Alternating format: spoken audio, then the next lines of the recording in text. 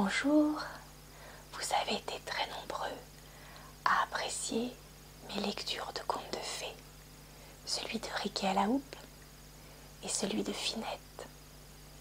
Alors aujourd'hui, j'ai décidé de vous proposer la lecture d'autres contes de fées, celui du chapeauté et celui du petit chaperon rouge. Mais avant, je tenais à vous présenter l'auteur de ces contes, Monsieur Charles Perrault.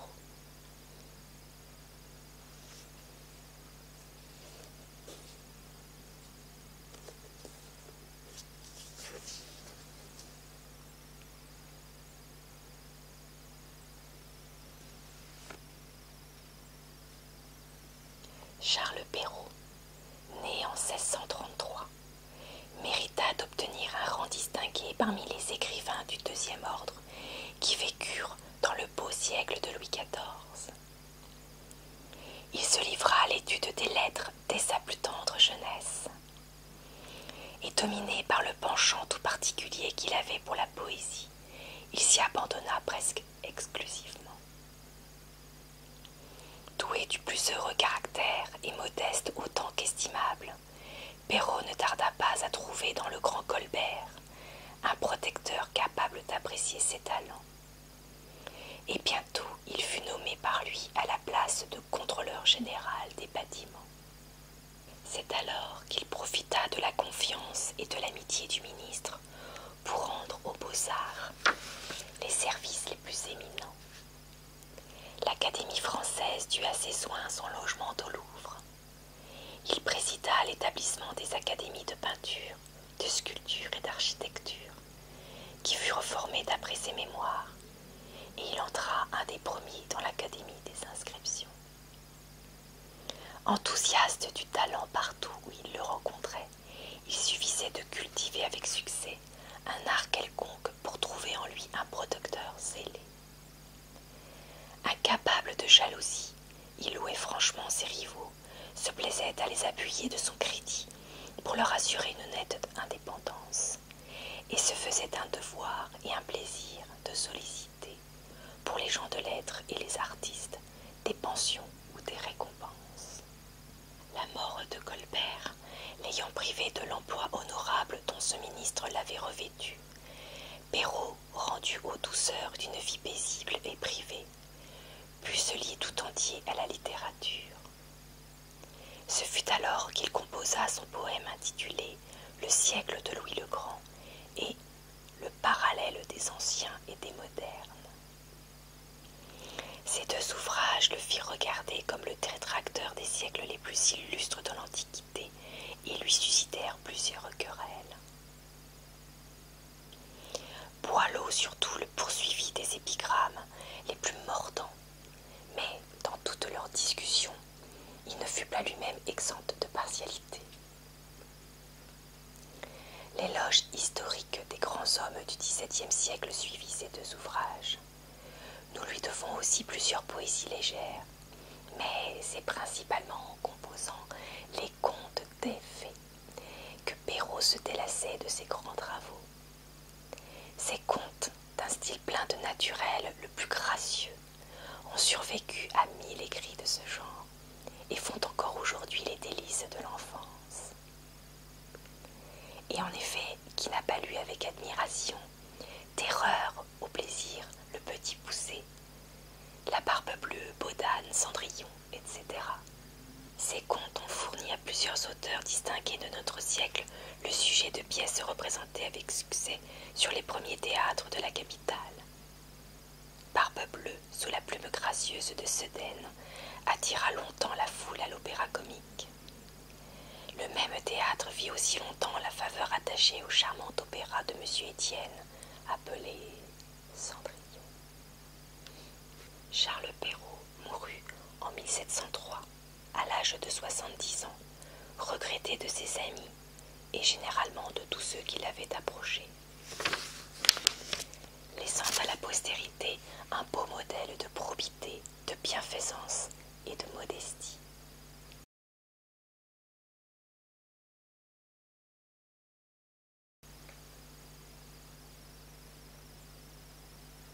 un meunier ne laissa pour tout bien à 3 enfants qu'il avait que son moulin, son âne et son chat. Les partages bientôt furent faits. Ni le notaire, ni le procureur n'y furent point appelés. Ils auraient eu bientôt mangé tout le pauvre patrimoine. L'aîné eut le moulin, le second eut l'âne, et le plus jeune n'eut que le chat. Ce dernier ne pouvait se consoler d'avoir un si pauvre lot. Mes frères, disait-il, pourront gagner leur vie honnêtement en se mettant ensemble. Pour moi, lorsque j'aurai mangé mon chat et que je me serai fait un manchon de sa peau, il faudra que je meure de faim. Le chat, qui entendait ce discours, mais qui ne fit pas semblant, lui dit d'un air posé et sérieux: « Ne vous affligez point, mon maître, vous n'avez qu'à me donner un sac et me faire faire une paire de bottes pour aller dans les broussailles. Et vous verrez que vous n'êtes pas si mal partagé que vous croyez. » Quoique le maître du chat ne fît pas grand fond là-dessus, il lui avait vu faire tant de tours de souplesse pour prendre des rats et des souris, comme quand il se pendait par les pieds ou qu'il se cachait dans la farine pour faire le mort, qu'il ne désespéra point d'en être secouru dans sa misère. Lorsque le chat eut ce qu'il avait demandé, il se botta bravement et, mettant son sac à son cou, il en prit les cordons avec ses 2 pattes de devant et s'en alla dans une garenne où il y avait grand nombre de lapins. Il mit du son et des lacerons dans son sac et, s'étendant comme s'il eût été mort, il attendit que quelques jeunes lapins, peu instruits encore des ruses de ce monde, vint se fourrer dans son sac pour manger ce qu'il y avait mis. À peine fut-il couché qu'il eut contentement. Un jeune étourdi de lapin entra dans son sac, et le maître chat, tirant aussitôt les cordons, le prit et le tua sans miséricorde. Tout glorieux de sa proie, il s'en alla chez le roi et demanda à lui parler. On le fit monter à l'appartement de sa majesté où, étant entré, il fit une grande révérence au roi et lui dit: « Voilà, sire, un lapin de Garenne que monsieur le marquis de Carabas. » C'était le nom qu'il lui prit en gré de donner à son maître. « M'a chargé de vous présenter de sa part. »« Dis à ton maître, répondit le roi, que je le remercie et qu'il me fait plaisir. » Une autre fois qu'il alla se cacher dans un blé, tenant toujours son sac ouvert, et, lorsque 2 perdrix y furent entrées, il tira les cordons et les prit toutes 2. Il alla ensuite les présenter au roi, comme il avait fait du lapin de Garenne. Le roi reçut encore avec plaisir les 2 perdrix et lui fit donner pour boire. Le chat continua ainsi, pendant 2 ou 3 mois, à porter de temps en temps au roi du gibier de la chasse de son maître.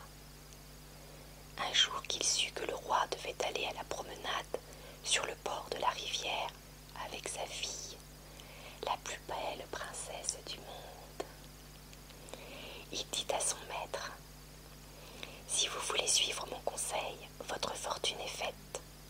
Vous n'avez qu'à vous baigner dans la rivière, à l'endroit que je vous montrerai, et ensuite me laisser faire. » Le marquis de Carabas fit ce que son chat lui conseillait, sans savoir à quoi cela serait bon.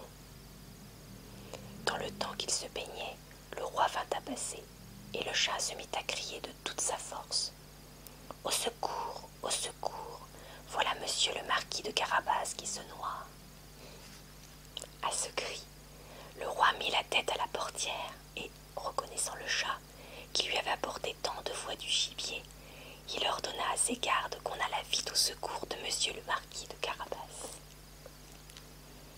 Pendant qu'on retirait le pauvre marquis de la rivière, le chat s'approcha du carrosse et dit au roi que, dans le temps que son maître se baignait, il était venu des voleurs qui avaient emporté ses habits, quoiqu'il eût crié aux voleurs de toute sa force.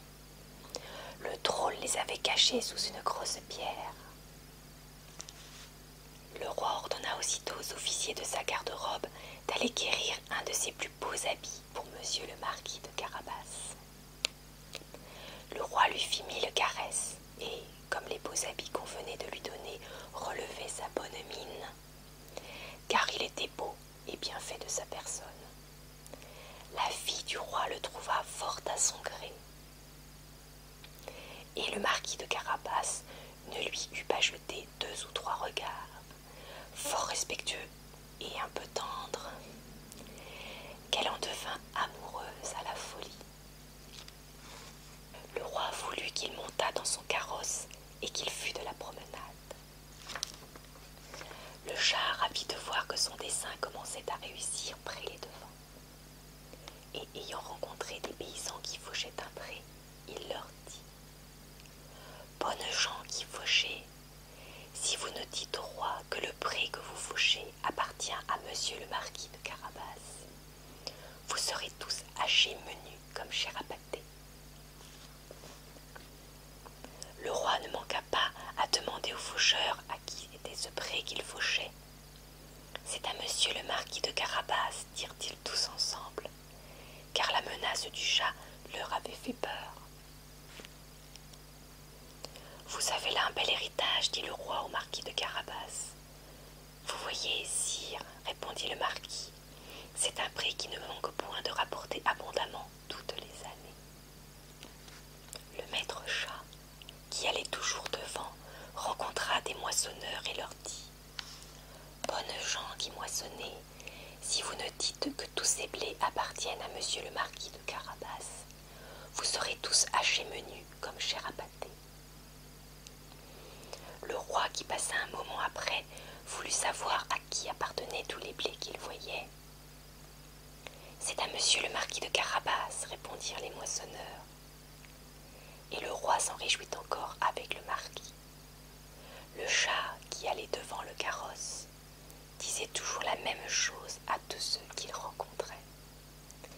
Et le roi était étonné des grands biens de monsieur le marquis de Carabas.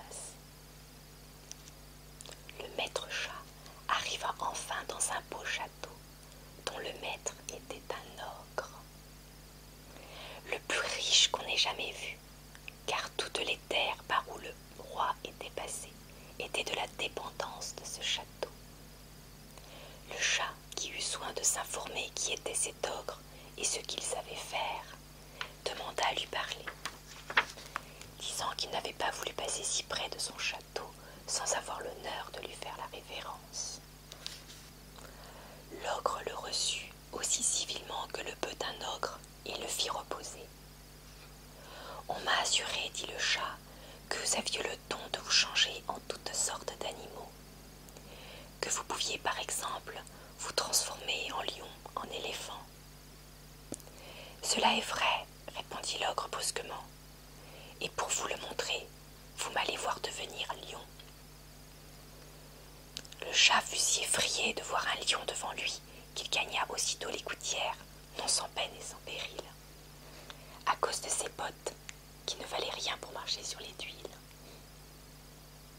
Quelque temps après, le chat, ayant vu que l'ogre avait quitté sa première forme, descendit et avoua qu'il avait eu bien peur. « On m'a assuré encore, dit le chat, mais je ne saurais le croire, que vous aviez aussi le pouvoir de prendre la forme des plus petits animaux, par exemple de vous changer en rat ou en une souris. Je vous avoue que je tiens tout cela pour tout à fait impossible. »« Impossible, reprit l'ogre, vous allez voir. » Et en même temps, il se changea en une souris, qui se mit à courir sur le plancher. Le chat ne l'eut pas plutôt aperçu qu'il se jeta dessus et la mangea. Cependant, le roi, qui vit en passant le beau château de l'ogre, voulut entrer dedans. Le chat, qui entendit le bruit du carrosse qui passait sur le pont-levis, courut devant et dit au roi: « Votre Majesté soit la bienvenue dans ce château de monsieur le marquis de Carabas. »« Comment, monsieur le marquis, s'écria le roi, ce château est encore à vous. Il ne se peut rien de plus beau que cette cour et que tous ces bâtiments qui l'environnent. Voyons-les dedans, s'il vous plaît. Le marquis donna la main à la jeune princesse et, suivant le roi, qui montait le premier, ils entrèrent dans une grande salle où ils trouvèrent une magnifique collation que l'ogre avait fait préparer pour ses amis, qui le devaient venir voir ce même jour-là, mais qui n'avaient pas osé entrer, sachant que le roi y était.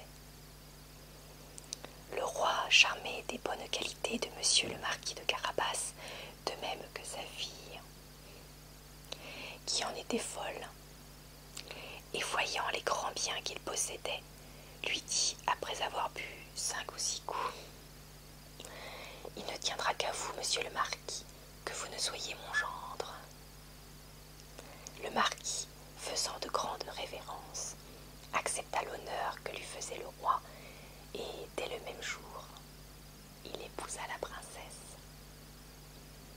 Le chat devint grand seigneur et ne courut plus après les souris que pour se divertir. Moralité.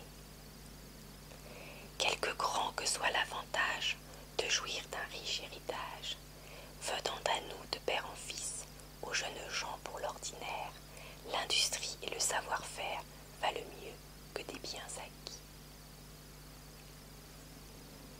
Autre moralité. Si le fils d'un meunier, avec tant de vitesse, gagne le cœur d'une princesse, et s'en fait regarder avec des yeux mourants, c'est que l'habit, la mine et la jeunesse, pour inspirer de la tendresse, n'en sont pas moins des moyens toujours indifférents.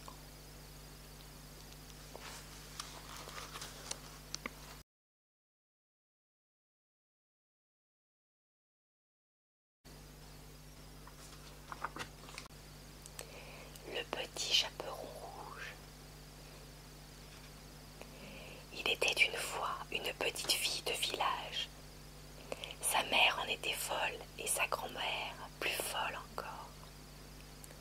Cette bonne femme lui fit faire un petit chaperon rouge qui lui seyait si bien que partout on l'appelait le petit chaperon rouge. Un jour sa mère, ayant cuit et fait des galettes, lui dit « Va voir comment se porte ta mère grand, car on m'a dit qu'elle était malade. Porte-lui une galette et ce petit pot de beurre. » Le petit chaperon partit aussitôt pour aller chez sa mère grand qui demeurait dans un autre village. En passant dans un bois, elle rencontra compère le loup, qui eut bien envie de la manger. Mais il n'osa, à cause de quelques bûcherons qui étaient dans la forêt. Il lui demanda où elle allait. La pauvre enfant, qui ne savait pas qu'il était dangereux de s'arrêter à écouter un loup, lui dit « Je vais voir ma mère grand et lui porter une galette, avec un petit pot de beurre que ma mère lui envoie. » « Demeure-t-elle bien loin ?» lui dit le loup. « Oh oui » lui dit le petit chaperon rouge.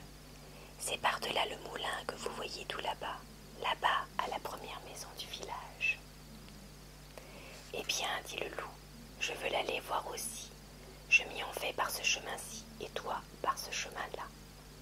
Et nous verrons à qui plutôt y sera. » Le loup se mit à courir de toute sa force par le chemin qui était le plus court, et la petite fille s'en alla par le chemin qui était le plus long, s'amusant à cueillir des noisettes, à courir après des papillons, et à faire des bouquets des petites fleurs qu'elle rencontrait. Le loup ne fut pas longtemps à arriver à la maison de la mère grand. Il heurte. Toc, toc. Qui est là ? C'est votre fille, le petit chaperon rouge, dit le loup en contrefaisant sa voix, qui vous apporte une galette et un petit pot de beurre que ma mère vous envoie. La bonne mère grand, qui était dans son lit, à cause qu'elle ne se trouvait un peu mal, lui dit « Tire la chevillette, la bobinette cherra. » Le loup tira la chevillette et la porte s'ouvrit. Il se jeta sur la bonne femme et la dévora en moins de rien, car il y avait plus de 3 jours qu'il n'avait pas mangé. Ensuite, il ferma la porte et alla se coucher dans le lit de la mère grand. chaperon rouge qui, quelque temps après, vint heurter à la porte. Toc toc. Qui est là? Le petit chaperon rouge, qui entendit la grosse voix du loup, eut peur d'abord, mais croyant que sa grand-mère était enrhumée, répondit: C'est votre fille, le petit chaperon rouge, qui vous apporte une galette et un petit pot de beurre que ma mère vous envoie. Le loup lui cria en adoucissant un peu sa voix: Tire la chevillette, la bobinette chère. Le petit chaperon rouge tira la chevillette et la porte s'ouvrit. Le loup, la voyant entrer, lui dit en se cachant dans le lit, sous la couverture: Mets la galette et le petit pot de beurre sur la huche et viens te coucher avec moi. Le petit chaperon se déshabille et va se mettre dans le lit, où elle fut bien étonnée de voir comment sa mère grand était faite en son déshabillé. Elle lui dit: Ma mère grand, que vous avez de grands bras, c'est pour mieux t'embrasser, ma fille. Ma mère grand, que vous avez de grandes jambes, c'est pour mieux courir, mon enfant. Ma mère grand, que vous avez de grandes oreilles, c'est pour mieux écouter, mon enfant. Ma mère grand, que vous avez de grands yeux, c'est pour mieux te voir, mon enfant. Ma mère grand, que vous avez de grandes dents, c'est pour te manger. Et en disant ces mots, ce méchant loup se jeta sur le petit chaperon rouge et la mangea.